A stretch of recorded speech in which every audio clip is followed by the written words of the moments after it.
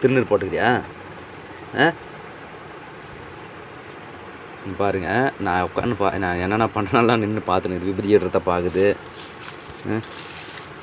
ஒட்டு வைக்கிறத பார்த்துன்னு இங்கேருந்து இங்கே வந்து உட்காந்து பார்க்குறான் பின்னாடி. இங்கே பாரு,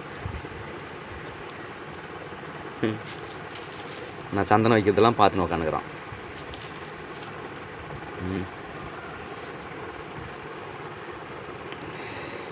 சந்தனம் பாரு, என்னாக்கு தெரியல பாரு, திரும்பி வரான்.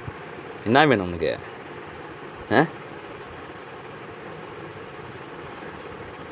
இங்கே வாங்க, இங்கே வாங்க, சாப்பிட்டு போய்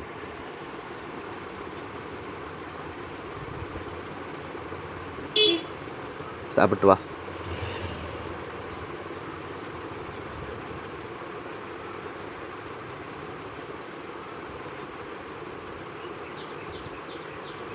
இங்கே பாரு, இல்லை உங்கள் அம்மா போகுதுடா.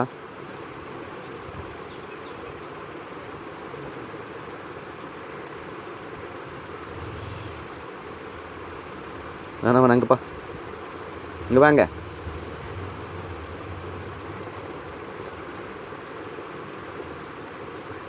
காலையில் எழுந்து என் கூடவே பாரு விபூதி வைக்கிறத பார்க்குது, சந்தனம் வைக்கிறத பார்க்குது.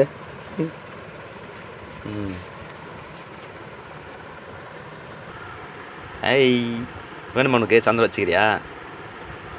எங்கே பாரு, எங்கே பாரு, சந்தனம் வச்சுக்கிறியா?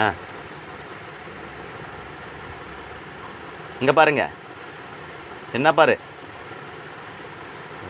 நேரம் சந்தனம் வைக்கிறது, பொட்டு வைக்கிறதெல்லாம் பார்த்துட்டு எஸ்கே எப்படி ஓடுறான் பாரு. அதை நல்லச்சு ஓடிச்சு. இங்கே வானா, எங்கே பாரு, எங்கே வா, இங்கே பாரு, இந்தா அங்கே போகாத, வாங்க. அங்கே மரத்து மேலே ஏறியா? ஏய்,